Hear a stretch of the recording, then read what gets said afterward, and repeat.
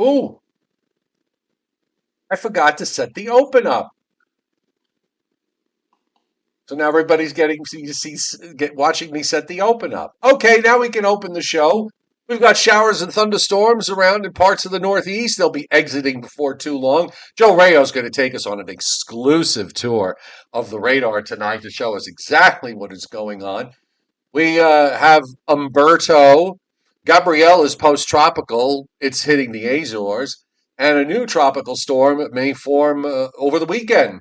And that could be a threat for parts of the southeast coast. So we'll talk about all of this, including our weekend outlook in eastern Pennsylvania to southern New England. I'll talk about my weekend outlook here in North Georgia right here on tonight's Joe and Joe Weather Show podcast, which you can support if you like by shopping Amazon via our referral link. Now, it doesn't matter what you buy.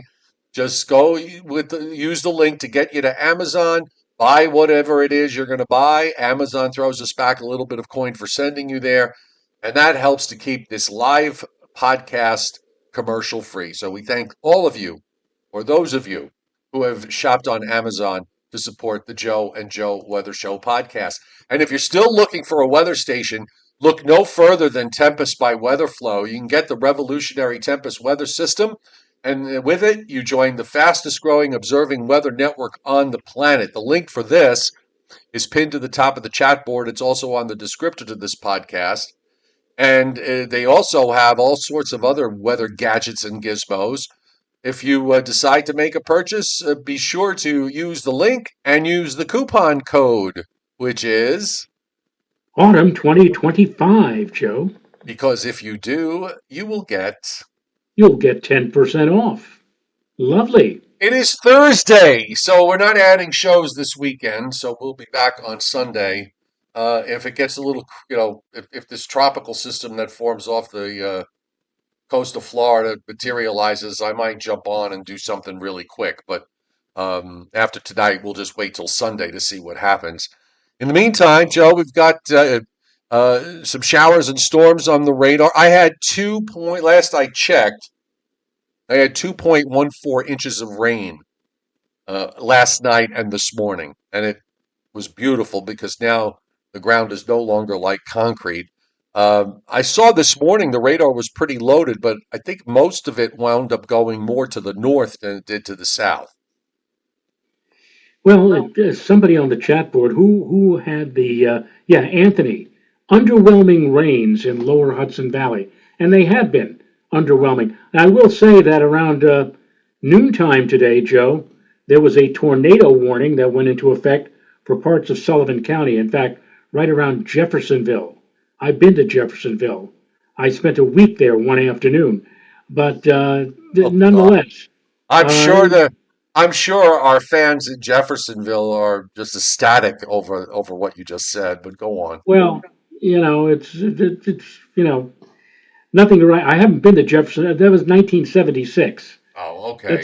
That's almost 50 years ago, and I haven't been back since. But in any case, that's where the supposed tornado was.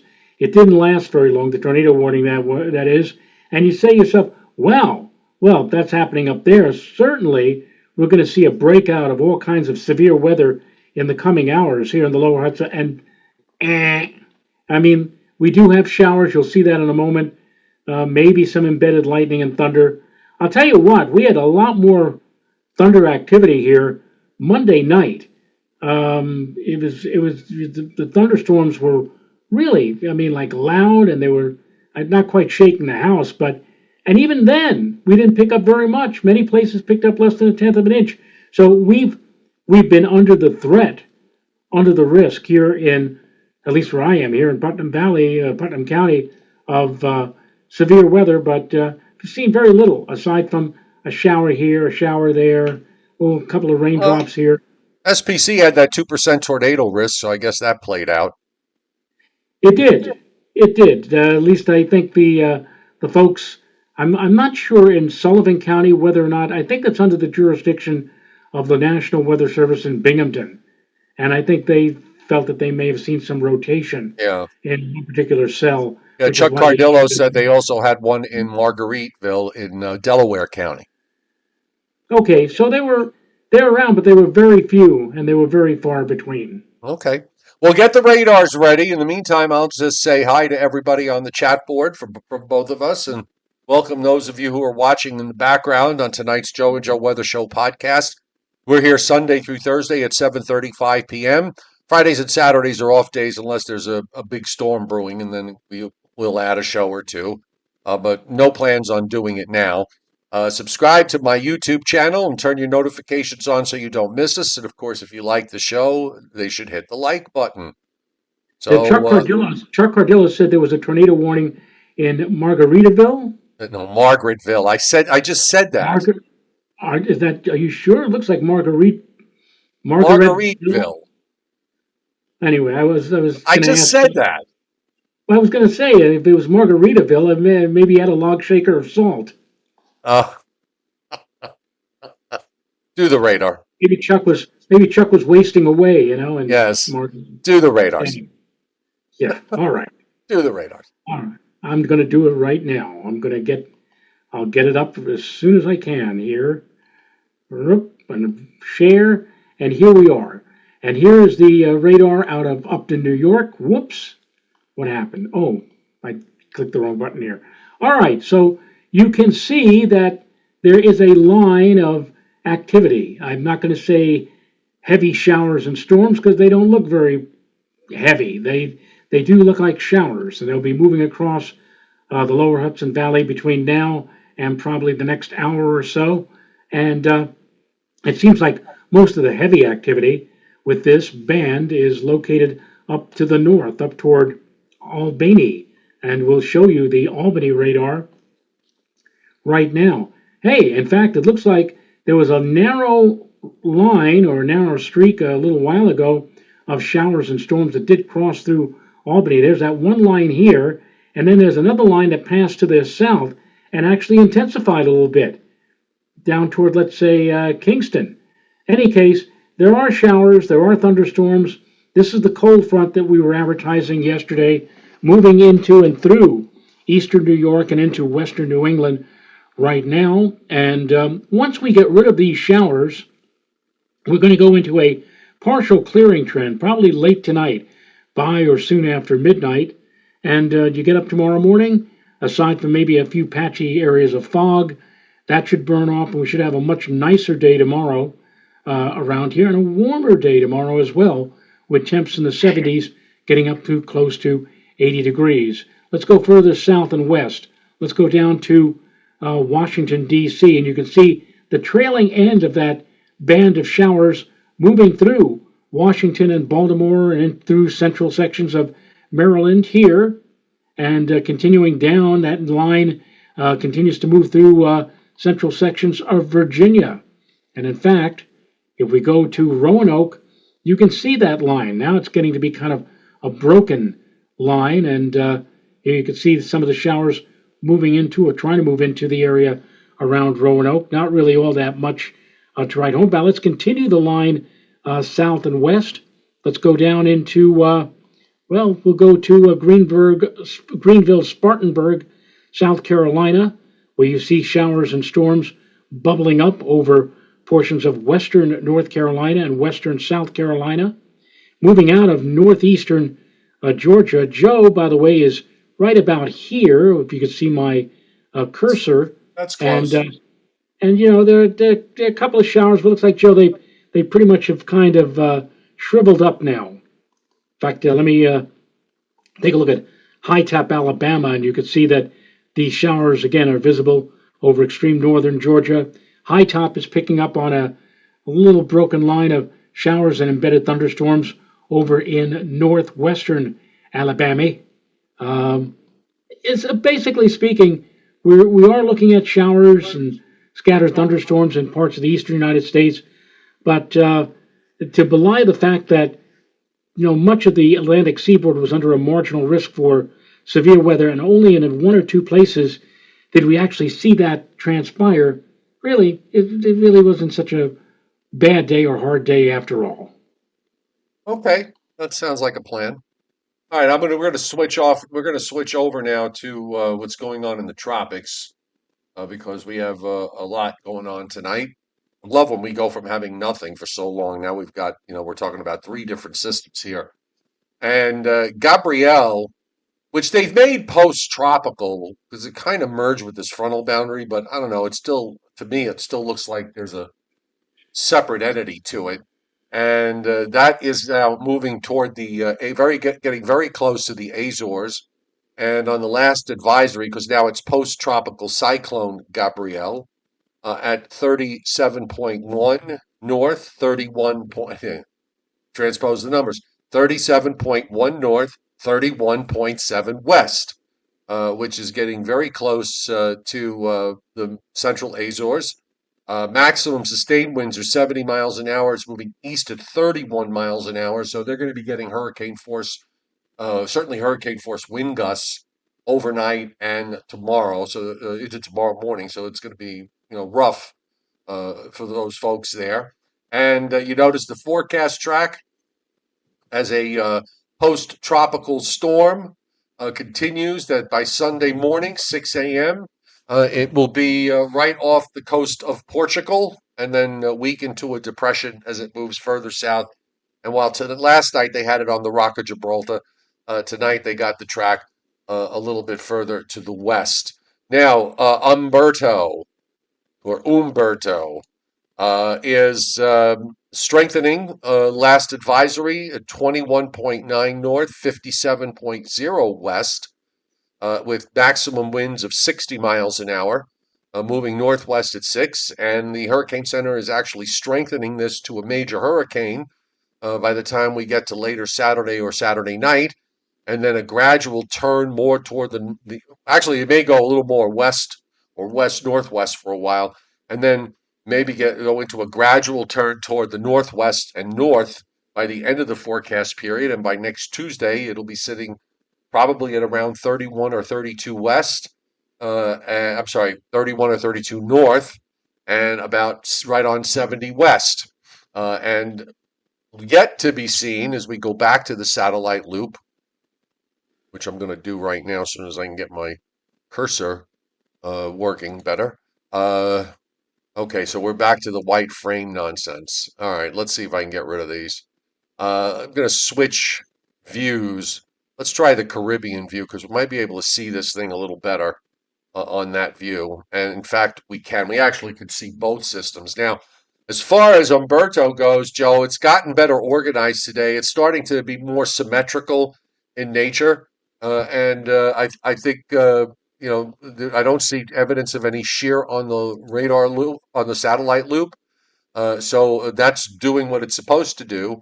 And in the meanwhile, you see the disturbed weather with a wave, tropical wave that is moving through the Dominican Republic and is going to gradually emerge into the Bahamas later tomorrow night into Saturday. Now, it's at that point that we'll probably start to see it strengthen. If you remember from the last 2 days, we were talking about an upper low that was sitting east of the Bahamas, moving slowly westward. Well, that upper low now is off the southeast coast and just kind of lifting northeastward. So it's getting out of the way. So I think conditions are going to be somewhat favorable for it to develop, although I don't think it's going to be something that's going to just suddenly explode. It's probably going to take a little bit of time. But once it gets back out into the Bahamas, it'll probably do its thing. And as we check, I'm going to show you both um, the forecasts for both because these two systems are going to be linked together over the next 6 days. We can't really talk about one without talking about the other. Now, here's the model track guidance from late this afternoon for 94L, which is what this disturbance is known as right now. If it becomes a tropical storm, it'll be named Imelda. And you'll notice that uh, the vast majority of the models bring this on land somewhere in South Carolina. There's a couple of them that bring it in on the Georgia coast, or just right near the South Carolina border, the other one near the Florida border. And then there are a couple of models. One takes it into Wilmington, North Carolina, and then one other takes it at Myrtle Beach, and then suddenly sharply turns it to the east, and then one other one kind of makes a gradual turn. But the majority of them are showing a landfall of some kind. Now, the thing is, and I believe today is the anniversary of Hurricane Helene. The thing is, and it's a little concerning, is the track, if it does take this track into South Carolina and then it makes a sharp left turn, this is going to open the door again to the possibility of some very heavy rainfalls in the mountains of western North Carolina, Oof, western South Carolina, and possibly even here in North Georgia. So, they, yeah, go ahead. finish your sentence. So I know I just was Finish- going to finish it by saying that this is certainly something, regardless of whether this were to become a hurricane or not, um, this could be a big problem when it comes to rainfall. Now, they did a special news package on the anniversary. It actually is tomorrow that Helene came roaring in a year ago. And what they did was CBS News did a report on how the towns in North Carolina are faring in the aftermath of this. And they're showing you, Joe, that many of the bridges are still out of commission, and that what few bridges are around are, very, very, I mean, you would cross them with some trepidation. They showed one guy who has a funeral home, and he has to actually somehow deliver the caskets over this wooden bridge. That's his only way that he can deliver it. And to think that now, here we are a year later, and only now are things slowly beginning to come back into play in the aftermath of Helene. And here we are now looking at another potential troublemaker in what will become Imelda. The first thing I looked at the European this afternoon, the 12Z European run, watched as the European developed this system, which again will probably become Imelda, and if you believe the European, the city that is right in its direct path, according to the European, is Myrtle Beach. And who do we know who just made the decision to uproot and go to Myrtle Beach, Joe? Oh, La Von Olin. Mr. Rich Von Olin, and he's going to be the one of the new forecasters at a TV station down in Myrtle Beach. And boy, I tell you, if he's already down there and if he's already into the TV station, or he's going to be doing a lot of work next week. Man, you think you just moved into a new area and you have time to have like a honeymoon period? There ain't no honeymoon period when you have a potential hurricane aiming right. And even if it doesn't hit Myrtle Beach head on, you're right. There's probably going to be a lot of wind, a lot of tidal flooding, and a lot of rain, especially as it moves inland. Frictional drag. The storm's tropical moisture will be moved onshore over the land and literally wrung out like a giant sponge. And I could see, Joe, National Hurricane Center putting out warnings for 5, 10, 15, maybe 20 inches of rain along that and near that route. And again, considering what Helene did last year, the last thing you would want is something like that. By the way, they showed, one of the things, and we talked about this last year in the aftermath of Helene. Oh, why aren't they doing anything? Why aren't they fixing anything? Why aren't they getting the electricity back? But in the report on CBS tonight, they showed you that the roads are narrow, windy. This is an area, this is a region that it's not covered by good interstate highways. It's very rural. It is very rural. And if you Yeah.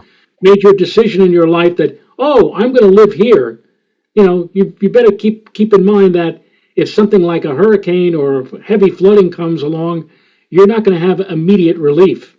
And these people learned the hard way last year, and I hate to say it, but they may be learning the hard way again this year. Well, I have the Europe. This was the 12Z European rainfall forecast. Now, I think this is going to change with those inland tracks. I mean, eventually they're going to have to push, that heavy rain west. But in the areas in central North Carolina, based on the European model, there's 10 to 15 inches of rain being forecast by the model there, and every bit of 5 to 8 inches across eastern South Carolina. So, this is definitely going to be a big rain event, regardless of whether it becomes a hurricane, or maybe it just it goes in as a strong tropical storm. Sometimes, certainly when it comes to rain, sometimes it's worse to have them go in as a tropical storm, particularly if they're slow moving. And big rainfall amounts are even being pushed up into Virginia, with the southern part of the state in an area of 5 to 10.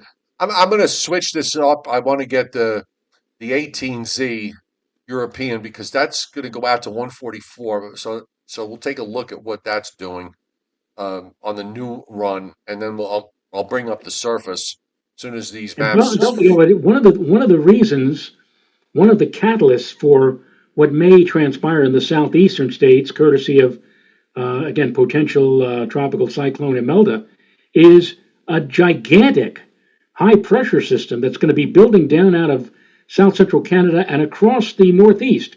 And I'm telling you that if you're let's say you're going to be and then we're talking about from later next Tuesday, Wednesday, Thursday. If you're going to be over, let's say, upstate New York, New Hampshire, Vermont, Maine, you're going to have beautiful, lovely autumn weather. It's going to be fantastic. But at what price? That high pressure system bringing all that wonderful weather up across New England, upstate New York, is going to be so large that it is going to suppress the tropical cyclone or cyclones to the south, and will actually, with potential Imelda comes up straight up north, and then makes that left-hand turn into where?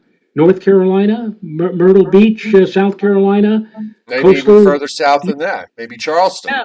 Yeah, yeah, it's and again, so it's all due to it's very ironic.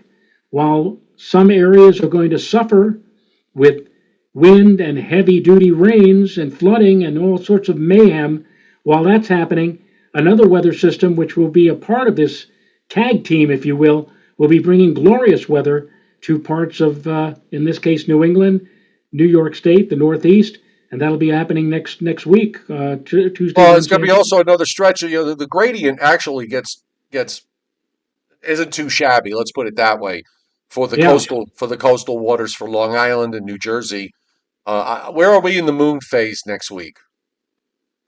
we are. Well, we just passed new phase. We had new moon this past Monday or Sunday. All right, so we're So going next into week, first quarter then. so we're going into a first quarter phase. It's not. All right, so We that's a will have what are plus. we are called.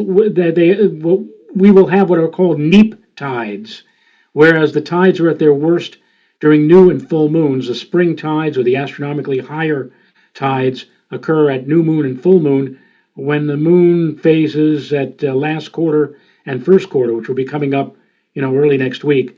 The tides are going to be bad one way or another with a tropical system and with the gradient as tight as it is, but it won't be as bad Right. as we would if we had, what astronomers refer to as a syzygy, when the three bodies, the sun, moon, and Earth, line up at new or full moon. So Yeah, the 144, the European, or the 18Z European, the track's a little further north, and it is actually takes it in at Myrtle Beach, either as a minimal hurricane or a strong tropical storm.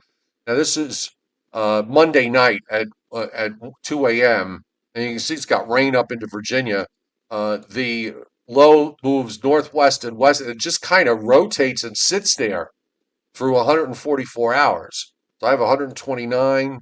So now we're into Wednesday, and it's still there. So we are where could it go, talking Joe? Where could it go? As I said, we have with the this high blocking. gigantic, Yeah, the high is yeah, that's the blocking gigantic this. highest, yeah, to the north. So that storm or the remnants thereof, it can't go anywhere. So it's going to come inland, and it's just going to say, "Oh, I can't go anywhere, so I might as well sit here for a while." And Right. clouds, and wind, and rain, and rain, and rain. Well, Oh, look, if it goes in like the European shows, this would actually not be as bad in, say, Western North Carolina, where they always have to worry there about any kind of an east wind. So you get that orographic lift. So that just basically, it's like squeezing a sponge, and all the water comes out.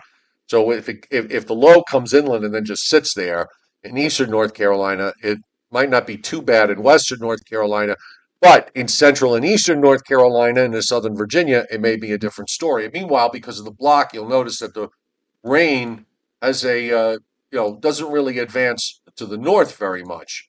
I'm just going backwards now, so I'm just trying to at some point here, actually, on Monday night and Tuesday, the northern edge of the rain actually makes it to southern New Jersey, but then the low stops moving northward. And by the way, if you look on the lower right of this, you can see Umberto, which may very well be a Category 4 hurricane then. I was kind of looking at this earlier, and in terms of the upper air, and I just want to highlight something here. If you look at the upper air, the you can see the two. There's a trough that drops down tomorrow into Tennessee and Alabama. There's actually a small closed upper low there, and that trough just kind of lifts out to some degree, and then you get a melda, and suddenly you have another cutoff that forms reflecting a melda, and at least initially it picks up Umberto. Now, what I was worried about yesterday when I was looking at the models was that it showed the upper low basically captured Umberto, and you could certainly make a case looking at that and saying that it would get catapulted northwestward into maybe Chesapeake Bay or Delaware Bay. But what I think will prevent that is if you look to the northeast, there's a deep trough. You can just kind of see it in the upper right. There's a deep trough and upper low dropping down between Nova Scotia and Newfoundland, and it catches Umberto and turns it eastward and takes it out to sea. So as long as that trough is real and as long as it's strong enough, it'll take the potential Category 4 hurricane out. Back in 1955, you had Connie and Diane, which made landfalls in North Carolina literally 3 days apart. And rain was a big deal, especially from Diane. Connie was more of a wind event, and Diane just made it that much worse with respect to rainfall. Both those storms are kind of linked together historically, and names were both retired. So you can kind of see that if the upper low to the west stays a separate feature, that should allow Umberto to get picked up by that deepening trough and cutoff low that forms between Nova Scotia and Newfoundland and carries it out to the east. So look, none of this, everything here that we're talking about is still 5 days plus out, and the models are in such a state right now, particularly when you have two tropical systems, that we're still in a place where there could be some flux here. And by the way, not all the GFS and the European are kind of locked together. They both show similar tracks. I'll bring the GFS up, and you can see what it does on the surface. Our front gets out of the way, and obviously we'll see some improvement Friday and the Saturday. There is some moisture. The old frontal boundaries. This frontal boundary is going to stall along the southeast coast, down into the northeastern Gulf of Mexico, and there's some rain with that lifts northward, and it does look like we may get into some rain here in eastern Pennsylvania and southern New England Saturday night into Sunday morning, and then it goes out. But you see the two systems there on the lower right. They're only about maybe 500 or 600 miles apart. Imelda goes one way and runs, does that hook back westward, which would be concerning for the western Carolina mountains, while Umberto gets caught by that upper trough and runs out to the northeast. And by the way, for a 1036 high in James Bay at this time of year, that's a pretty strong high pressure cell, and you can see the gradient. It's fairly tight, relatively tight, from eastern New England all the way down into the mid-Atlantic states. Maybe offshore there might be some offshore gusts to gale force. I don't think you're going to see gales. At least I don't think so. You're going to see gales along the coast, but I mean, it could still very well it could be every bit of 20 to 30 or 25 to 35 in gusts, with this big high pressing down and the gradient being what it is. Yes, absolutely. I agree with you. The gusty northeasterly winds combining with, again, the tropical cyclones to the south and the huge high. You're right. I mean, you don't often see this. Would be a good high for late fall or early winter, and here it is coming down and sitting right over the northeastern United States, and whatever pressure system is to the south of it can't do much with it because you just cannot nudge a huge high like that out of the way. In fact, if any of you are old time pro wrestling fans, you might call this the Gorilla Monsoon of high pressure. Gorilla Monsoon was a No, it is 400 very impressive, no question. Gorilla Monsoon was a 400-pound wrestler, and if you happen to be underneath Gorilla Monsoon when he gave you his big body slam, or if he decided to sit on you, you ain't going nowhere. Well, this high pressure coming down over the Northeast early next week, you know, if you're trying to nudge that out of the way, if you're a storm trying to push that aside, you ain't going nowhere either. So there you are. Here's a different view. We can use the North Atlantic view here so you can see them. The two storms, I mean, they look like they're almost on top of each other, but they're not. I mean, that's about 500, 600 miles between Imelda and Umberto. By the way, there still could be some other twists and turns here. I don't want to discount that. I really don't want to leave everybody with the impression that this is a done deal because, as I said earlier, there's just too much going on in the upper air, and with these two storms close together, there still could be a few wild cards left to play. Imelda goes one way, and Umberto goes the other way out into the open waters, passes well south of Nova Scotia and Newfoundland, and then runs up to what is that? I can't see. Actually, goes north of Scotland. It goes north of Scotland and into Norway and Sweden down in the long haul. And do our names still translate to Europe, or do they? I know Europe does name their own storms I that think I affect think them. when they're I think when they're post-tropical, once we stop writing about them, I think they pick up and then they do their thing. Yeah, So my guess is that they'll probably have a different name. Dame, I'm trying to remember with other. No, because Joe, with other hurricanes, what other hurricanes that we've had go across the Atlantic into Europe, Western Europe, if they have if they have an identifiable entity that they could still follow and they're still putting advisories out on it, I think the European countries carry that name. They continue that name. I think it was Olivia that went into Ireland. I don't know how many years ago that was now. Seems like yesterday, and I'll probably look it up, and it winds up being like 5 or 6 years ago. I remember that they kept that name. okay.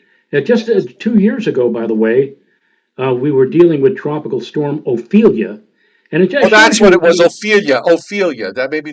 That's the one.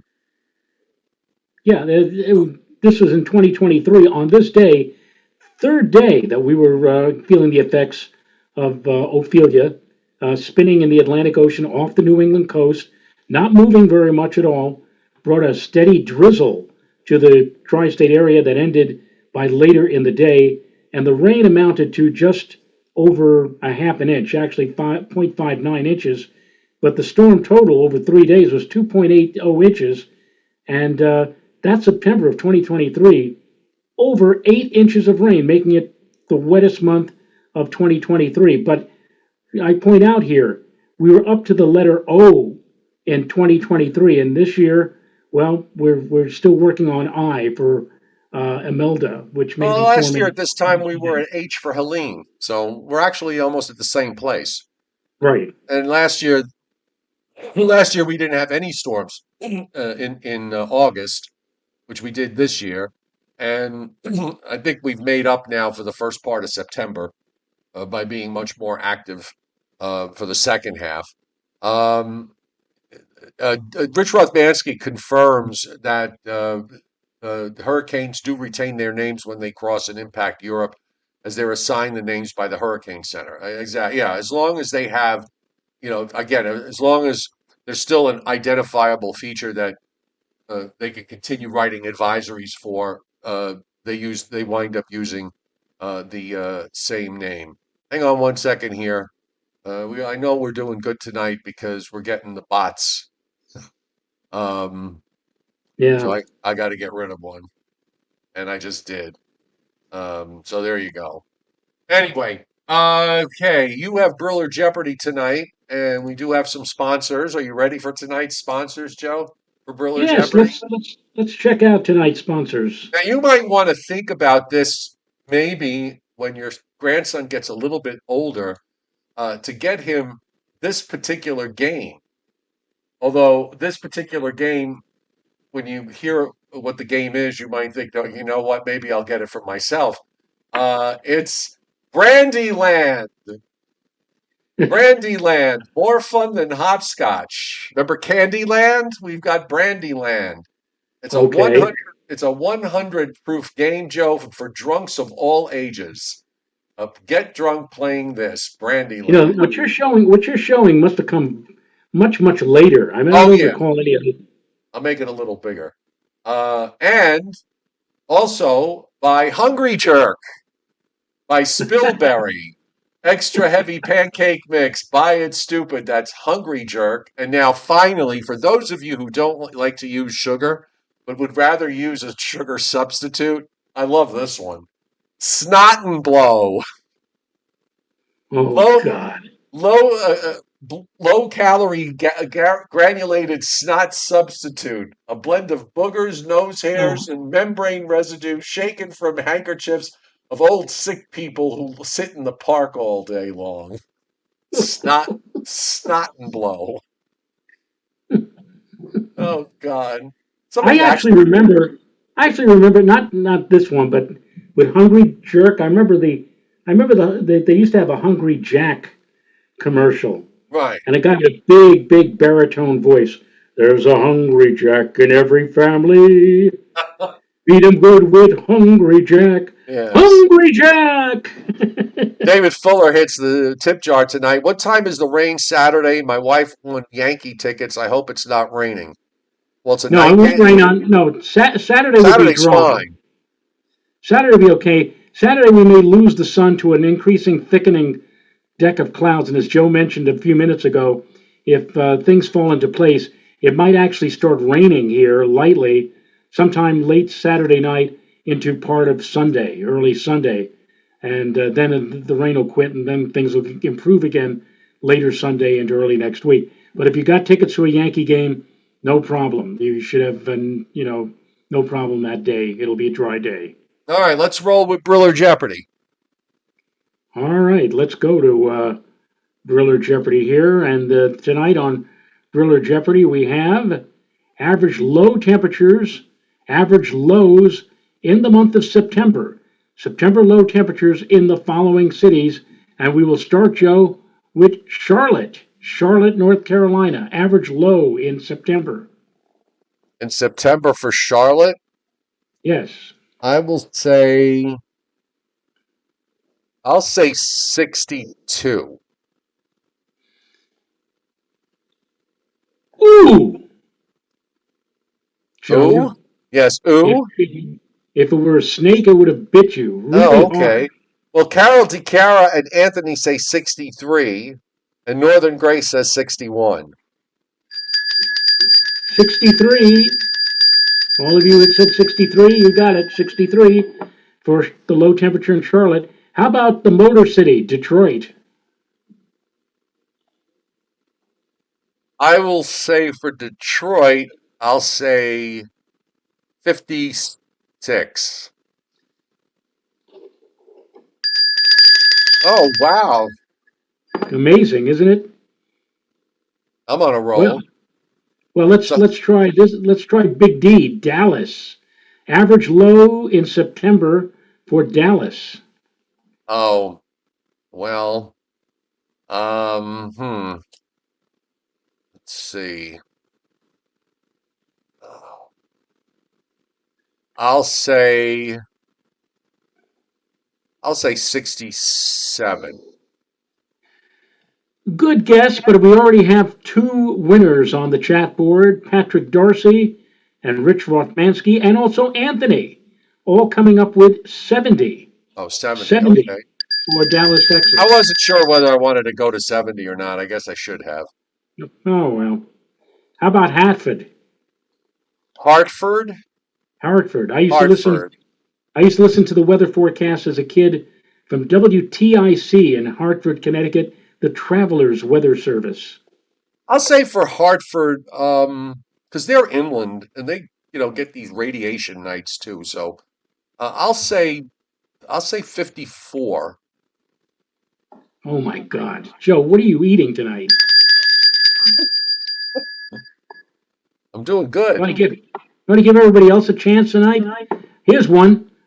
And this is where the Mertzes were hoping to go if Lucy had answered the right question on the Freddie Oh, Fillmore show. Honolulu. Honolulu. Well, it's always warm out there anyway. I'll say I'll go with a round number. I'll say 70. Not quite so warm, Joe.